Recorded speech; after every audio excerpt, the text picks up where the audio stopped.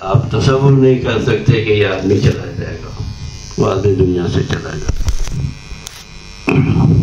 اتنی محبوب ہستیاں آدمی کھو دیتا ہے، جن کے بارے میں سوچتا بھی نہیں کہ یہ ایک وقت آنے والا ہے، چلی جائے گی۔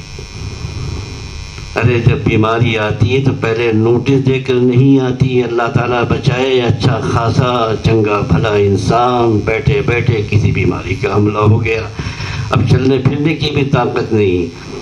اس لیے یہ زمانہ ٹلا کر نہ گزارو، بلکہ جو نیک کام کرنا ہے وہ کر گزرو۔ یہ صحت اللہ تعالیٰ نے اس کے لیے عطا فرمائی ہے تو اس کو اس عالم کے لیے استعمال کرو جو مرنے کے بعد آنے والا ہے۔ لیکن اگر تم نے صحت کو ٹلا دیا، صحت کو گنوا دیا، بیماری آ گئی تو عمر بھر سر پکڑ کر رہو گے، حسرت و افسوس میں مبتلا رہو گے، کاش اس صحت کے عالم میں کچھ کر لیا ہوتا۔ لیکن اس وقت حسرت و افسوس کرنے سے کچھ حاصل نہیں ہوگا، اس لیے ان نعمتوں کی قدر کرو۔ امام شافعی رحمہ اللہ کہ ہاں جوانی کی جو عمر آخری ہے وہ 30 سال ہے، اور ہم لوگ سمجھتے ہیں کہ نہیں ابھی تو کھیلنے کے 30 سال ہے، بس اس کے بعد کہتے ہیں بڑھاپا شروع ہو گیا، چلو ہو گیا ختم۔ امام ابو حنیفہ کے 40 سال ہے، اب قول ہے الگ الگ۔ یہ حدیث جو نبی اکرم صلی اللہ علیہ وسلم نے فرمائی ہے جوامع الکلم میں سے ہے، غالباً امام ابو داؤد کا قول ہے۔ چند حدیثیں ایسی ہیں کہ انسان صرف جن حدیثوں پر عمل کرے تو اس کی آخرت کی نجات کے لیے کافی ہے، ان میں سے ایک حدیث یہ بھی ہے جو آپ کے سامنے ابھی تلاوت کی گئی ہے۔ اسی وجہ سے حضرت عبداللہ بن مبارک رحمہ اللہ نے اپنی کتاب اس حدیث سے شروع فرمائی ہے۔ امام بخاری نے بھی اپنی صحیح بخاری میں کتاب الرقاق کو اسی حدیث سے شروع فرمایا۔ اس لیے حدیث کے ذریعے رسول اللہ صلی اللہ علیہ وسلم ہمیں سب سے پہلے تنبیہ فرما رہے ہیں، بعد میں تنبیہ تو خود ہو جاتی ہے۔ تنبیہ جب خود ہوتی ہے تو بہت سزا دیتی ہے پھر، اس لیے تنبیہ دینے سے پہلے ہی آدمی متنبہ ہو جائے تو یہ اللہ کا فضل ہے۔ دہلی کے ایک استاد نے آپ سے کہہ رہے ہیں، انگریزی کے استاد تھے، لینگویج کے ماہر، طلبا کو انگریزی سکھاتے تھے، تو اپنے زمانے کے کہے کہ بیٹے تم لوگ محنت کرو، ہم اپنے زمانے میں ہم نے ایسے محنت کی، ایسے پڑھا، اسپیلنگ یاد کرنے کے لیے ہم باغ میں چلے جاتے تھے، پتھروں پر لکھتے تھے، ایسے کرتے تھے ویسے کرتے تھے۔ اس میں ایک شوخ طالب علم نے کہا کہ یہ سب تو صحیح ہے لیکن رنگینیاں ہم کو چلنے نہیں دیتی۔ انہوں نے کہا بہت اچھا جملہ کہا کہ بیٹے اس سے پہلے کہ رنگینیاں تم کو ساتھ چھوڑے تم ساتھ چھوڑو، ایک وہ وقت آئے گا کہ رنگینیاں تم کو چھوڑ دیں گی، اس سے بچو۔ کب تک رنگینیاں کرو گے؟ کب تک؟ 30 سال تک، 40 سال تک، پھر کب تک کرو گے؟ کر لو۔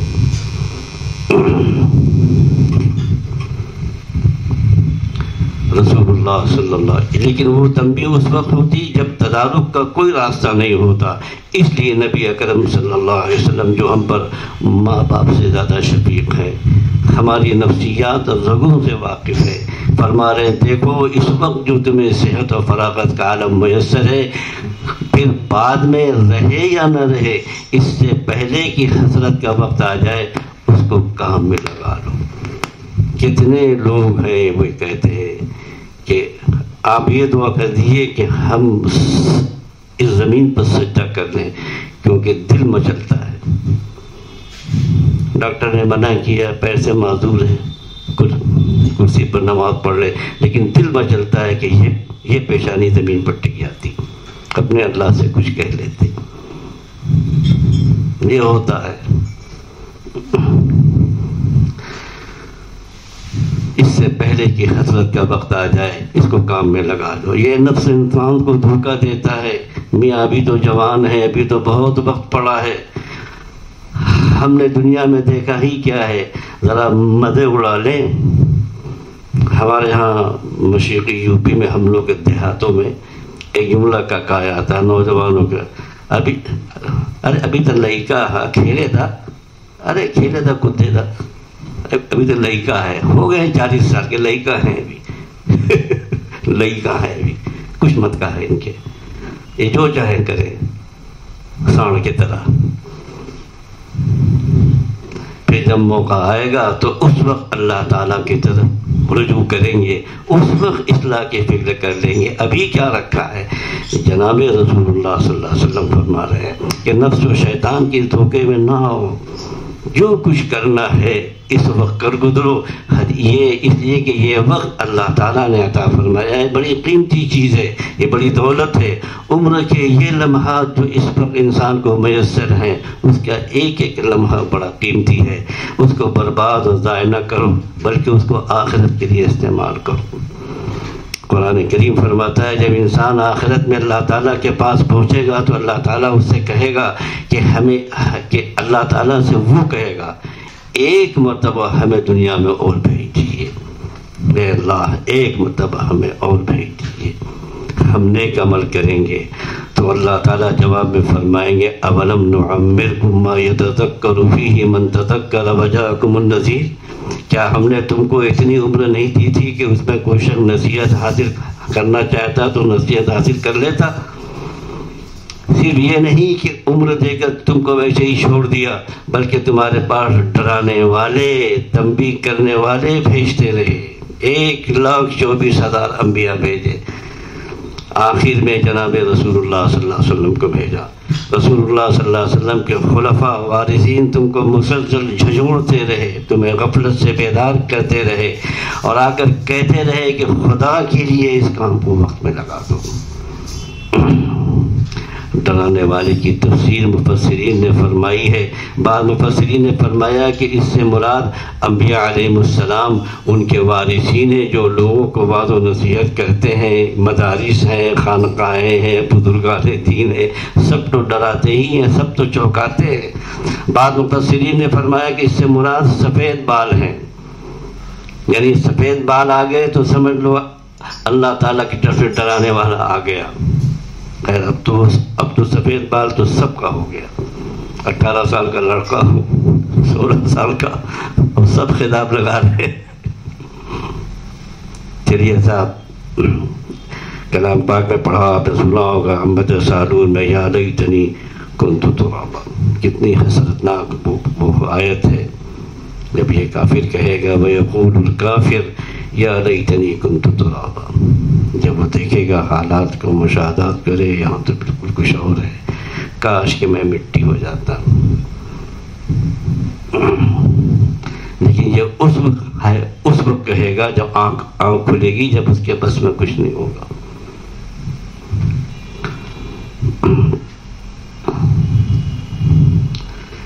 بہرحال جب سفید بال آ گئے تو سمجھ لو اللہ تعالیٰ کی طرف ڈرانے والا کہ اب وقت آنے والا ہے، تیار ہو جاؤ، اب بھی اپنے سابقہ زندگی سے تائب ہو جاؤ، حالات کی اصلاح کر لو، اس لیے کہ سفید بال آ گئے۔ بعض مفسرین نے اس کی تفسیر پوتے سے کی ہے، سمجھے موری صحیح صاحب، پوتا جب ہو جائے تو جب کسی کا پوتا پیدا ہو جائے اور وہ دادا بن جائے تو پوتا ڈرانے والا ہے اس بات سے، بڑے میاں تمہارا وقت آنے والا ہے، ہمارے لیے جگہ خالی کرو۔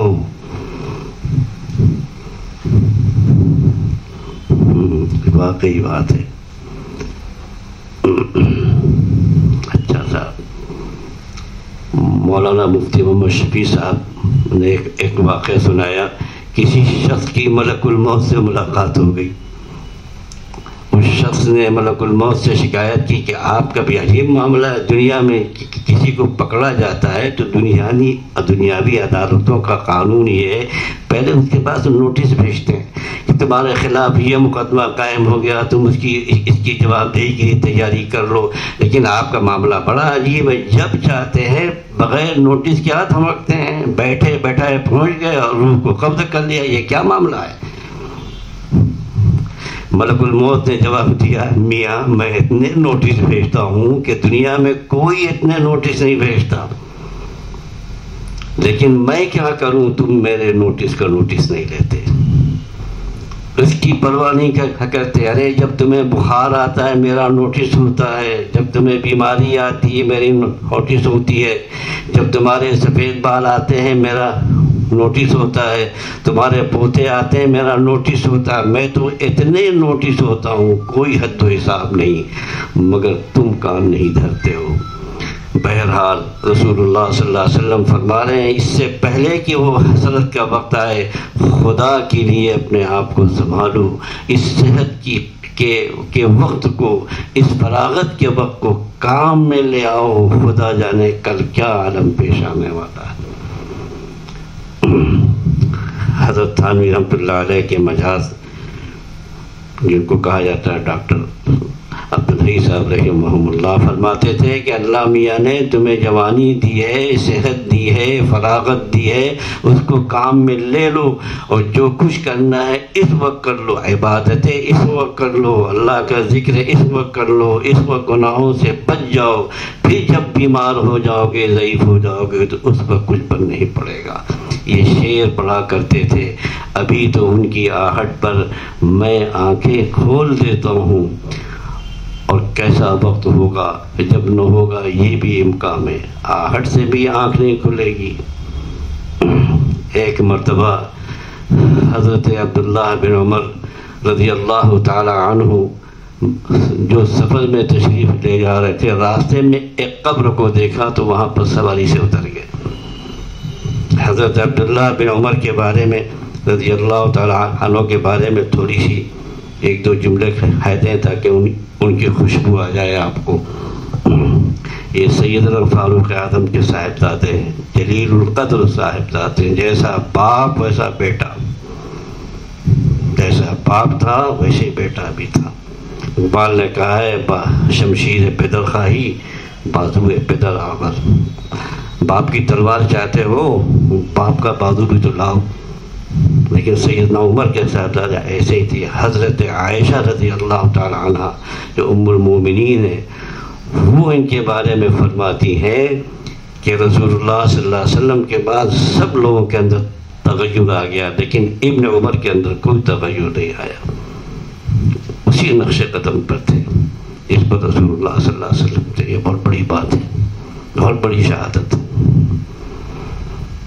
اچھا صاحب، ایک قبر کو دیکھا تو وہاں پر سواری سے اتر گئے، اور اتر کر 2 رکعت نفل پڑھی، پھر سواری پر سوار ہو کر آگے روانہ ہو گئے. ساتھ میں جو حضرات تھے انہوں نے سمجھا شاید کسی خاص آدمی کی قبر ہے، اس لیے یہاں اتر کر 2 رکعت پڑھنی. چنانچہ انہوں نے پوچھا کہ حضرت کیا بات ہے، آپ یہاں پر کیوں اترے؟ انہوں نے جواب دیا کہ بات اصل میں یہ ہے، جب میں یہاں سے گزرا تو میرے دل میں خیال آیا کہ جو لوگ قبروں میں پہنچ چکے ہیں ان کا عمل ختم ہو چکا ہے.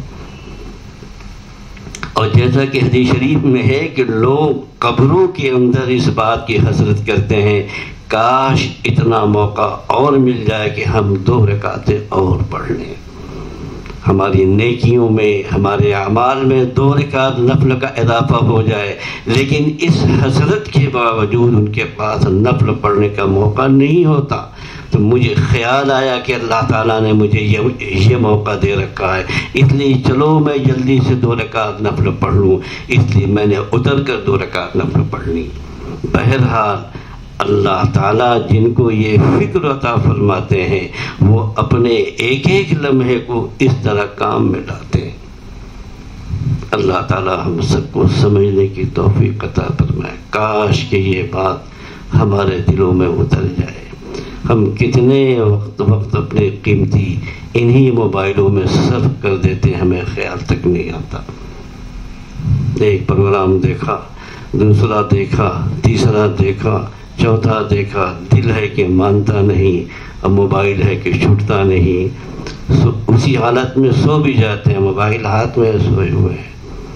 نہ رسول اللہ صلی اللہ علیہ وسلم کی تعلیم یاد آئی، نہ دعا یاد آئی، نہ جو آیات آپ پڑھتے تھے جن سے عذاب قبر سے بچنا ہے، عذاب قبر کے لیے کھڑی ہو جائے گی، سب بھول کر کے ایسے ہی سو جاتے ہیں. تو کیا ہوگا پھر؟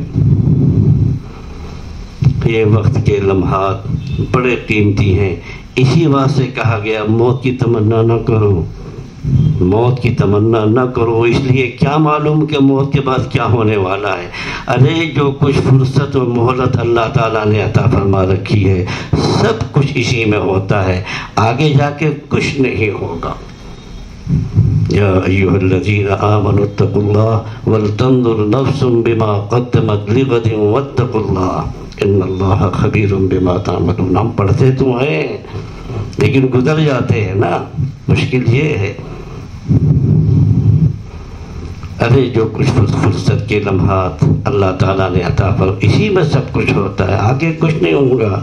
اس لیے اس دنیا میں جو لمحات اللہ تعالیٰ نے عطا فرمائے ہیں اس کو غنیمت سمجھو، اس کو کام میں لے لو۔ مثلا ایک لمحے میں اگر ایک مرتبہ سبحان اللہ کہہ دو، حدیث شریف میں آتا ہے کہ ایک مرتبہ سبحان اللہ پڑھنے سے میزان عمل کا پلہ بھر جاتا ہے۔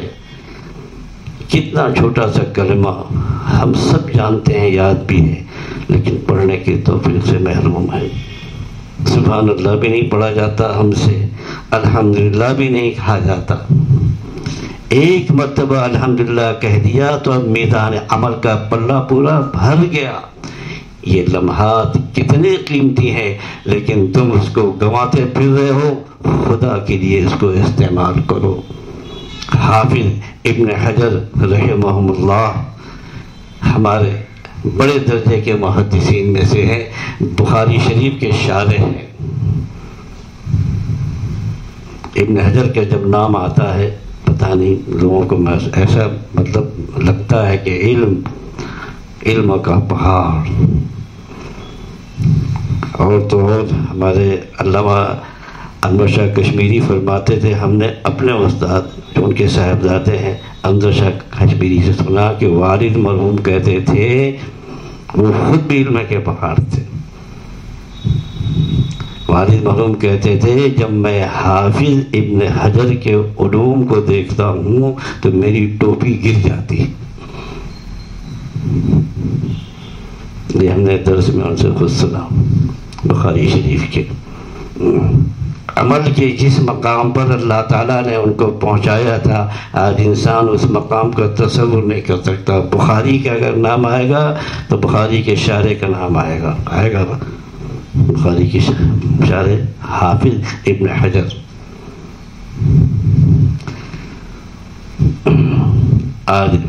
عالم و مصنف محدث کے نام سے مشہور ہیں ان کے، لیکن جو سنانے کی بات وہ یہ ہے کہ ان کے حالات میں لکھا ہے جس وقت تصنیف کر رہے ہوتے تھے تو کتاب لکھتے لکھتے جب قلم کا جو خط خراب ہو جاتا تھا، اس زمانے میں لکڑی کے قلم ہوتے تھے، اب تو جتنی سہولت ہے اتنی ہی غفلت ہے۔ ان طلبہ سے کہتے ہیں کبھی کبھی، ارے اللہ تعالیٰ نے تم لوگوں کو کمرے دیے ہیں، پانی ہے، لائٹ ہے، بسترا ہے، مسجد میں اے سی لگا ہوا ہے، سب کچھ ہے، اتنی سہولتوں کے بعد بھی نہ پڑھا جائے، یہ کیسی بات ہے؟ پہلے ہمارے اپنے دورے بچپنے میں کہہ لیے چھوٹے تھے، اس چوراہے پر بس یہاں اس کمرے میں یہ تو اے سی چھوڑ دیے، پنکھا بھی نہیں تھا، اس چوراہے کے لیمپ کی جو روشنی جلتی تھی اس میں لوگ پڑھتے تھے، مطالعہ کرتے تھے، یہ حال تھا۔ بہرحال تو جب قلم لکڑی کے قلم ہوتے تھے بار بار اس کا خط بنانا پڑتا تھا، اس کو چاقو سے دوبارہ درست کرنا پڑتا تھا، اس میں تھوڑا سا وقت لگتا تو یہ وقت بھی بیکار گزارنا گوارا نہیں تھا۔ چنانچہ جتنا وقت خط لگانے میں گزرتا اتنی دیر تیسرا کلمہ سبحان اللہ والحمدللہ ولا الہ الا اللہ واللہ اکبر پڑھتے رہتے تھے۔ اتنا بڑا آدمی کہیں وقت ضائع نہ جائے، تاکہ یہ اتنا وقت بھی ضائع نہ جائے، اس لیے کہ جو وقت تصنیف میں گزر رہا ہے وہ تو اللہ تعالیٰ کی عبادت میں گزر رہا ہے، لیکن جو لمحات ملے ہیں اس کو کیوں ضائع کریں، اس میں یہ تیسرا کلمہ پڑھ لیں تاکہ یہ لمحات بھی بیکار نہ جائیں۔ بہرحال رسول اللہ صلی اللہ علیہ وسلم کا اس ارشاد کا حاصل یہ ہے کہ وقت کی قدر کو پہچانیں۔ تھوڑی سی باتوں سن لیجیے، اس کے بعد پھر آج ہمارے ماحول میں سب سے زیادہ بے قدر بے وقت چیز وقت ہے، سب سے زیادہ بے قیمت۔ اس کو جس طرح چاہا گنوا دیا، گپ شپ میں گزار دیا، فضولیات میں گزار دیا، بلا وجہ ایسے کام کے اندر گزار دیا جس میں نہ دنیا کا نفع نہ دین کا۔ ارے دنیا ہی کا نفع ہوتا تو وہ بھی تو نہیں ہوتا۔ دیکھیے مسلمانوں کے محلے میں جا کر کے ابھی 12 بجے رات کو مسلمانوں کا محلہ مشہور ہے، پہچان لیا جاتا ہے دنیا میں، ہر جگہ پوری دنیا میں مشہور ہے۔ جہاں رات کو مجمع ہو، جشن ہو، تاش کھیلا جا رہا ہو، بدکچن ہو رہی ہو، وہ مسلمانوں کا محلہ، گھومتی ہو، چائے بن رہی ہو اور پی جا رہی ہو، وہ مسلمانوں کا محلہ۔ 3 بجے جب 3 بج جائے گا اس کے بعد جائیں گے سونے، 11 بجے دن میں اٹھیں گے، کیا بتائیے کیا کام کر لیں گے، کیا کام کر لیں گے وہ۔ اس کے بعد کہیں گے صاحب حکومت بہت ظالم ہے، مسلمانوں کو تو ملازمت ملتی ہی نہیں۔ ارے تم ملازمت کے لائق ہی کہاں ہو، تم لائق کہاں ہو؟ جو لائق ہوتا ہے اس کو مل جاتی، اس تعصب بھرے ماحول میں اس کو جگہ ملتی ہے۔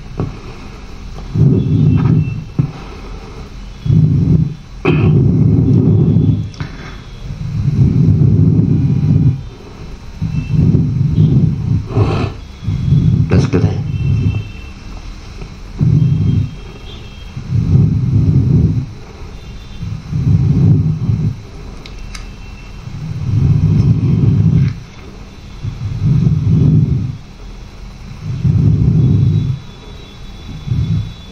اچھا صاحب آخری بات ہے یہ والی سنا دیتے ہیں۔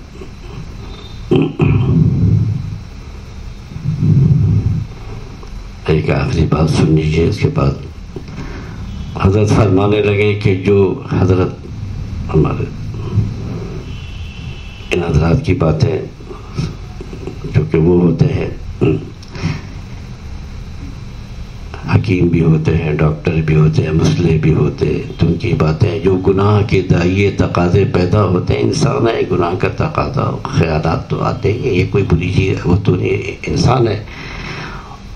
ان کا علاج اس طرح کرو کہ جب دل میں سخت تقاضا پیدا ہو کہ اس نگاہ کو غلط جگہ پر استعمال کے لذت حاصل کروں، اس وقت ذرا سا یہ تصور کرو کہ اگر میرے والد مجھے اس حالت میں دیکھ لیں، کیا پھر بھی یہ حرکت جاری رکھوں گا؟ یا اگر مجھے میرے شیخ اس حالت میں دیکھ رہے ہو تو کیا پھر بھی یہ کام جاری رکھوں گا؟ ظاہر ہے کہ اگر ان میں کوئی بھی میری اس حرکت کو دیکھ رہا ہوگا اپنی نظر نیچی کر لوں گا، یہ کام نہیں کروں گا، چاہے دل میں کتنا شدید تقاضا پیدا ہو۔ پھر یہ تصور کرو کہ ان کے دیکھنے نہ دیکھنے سے میری دنیا آخرت میں کوئی فرق نہیں پڑتا، لیکن میری اس حالت کو جو احکم الحاکمین دیکھ رہا ہے اس کی پرواہ مجھے کیوں نہ ہو، اس کے لیے وہ مجھے اس پر سزا بھی دے سکتا ہے۔ اس خیال اور تصور کی برکت سے امید ہے اللہ تعالیٰ اس گناہ سے محفوظ رکھیں گے۔ حضرت فرماتے تھے ذرا اس بات کا تصور کرو کہ اگر اللہ تعالیٰ آخرت میں تم سے فرمائیں کہ اچھا اگر تمہیں جہنم سے ڈر لگ رہا ہے تو چلو ہم تمہیں جہنم سے بچا لیں گے، لیکن اس کے لیے ایک شرط ہے، وہ یہ کہ ہم ایک کام کریں گے کہ تمہاری پوری زندگی کی بچپن سے جوانی یا بڑھاپے تک مرنے تک جو تم نے گزاری اس کی ہم فلم چلائیں گے، اور اس فلم کے دیکھنے والوں میں تمہارا باپ ہوگا، تمہاری ماں ہوگی، تمہارے بھائی بہن ہوں گے، تمہاری اولاد ہوگی، تمہارے شاگرد ہوں گے، تمہارے استاد ہوں گے، تمہارے دوست احباب ہوں گے۔ اس فلم کے اندر تمہاری پوری زندگی کا نقشہ سامنے کر دیا جائے گا۔ اگر تمہیں یہ بات منظور ہو تو پھر جہنم سے بچا لیا جائے گا۔ اس کے بعد حضرت فرماتے تھے ایسے موقع پر آدمی شاید آگ کے عذاب کو گوارا کر لے گا، مگر اس بات کو گوارا نہیں کرے گا کہ تمام لوگوں کے سامنے میری زندگی کا نقشہ جائے۔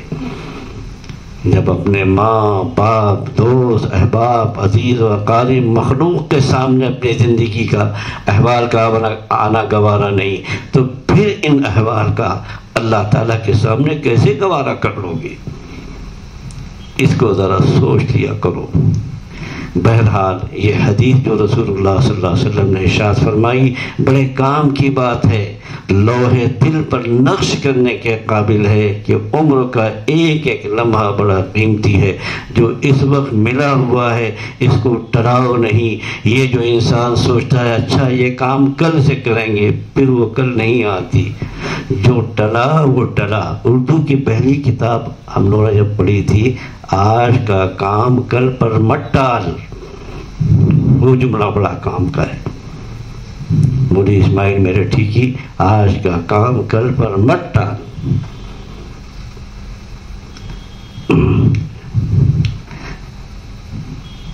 کہتے ہیں وہ جو کام کرنا ہے وہ ابھی اور آج ہی شروع کر دو، بلا تاخیر شروع کر دو۔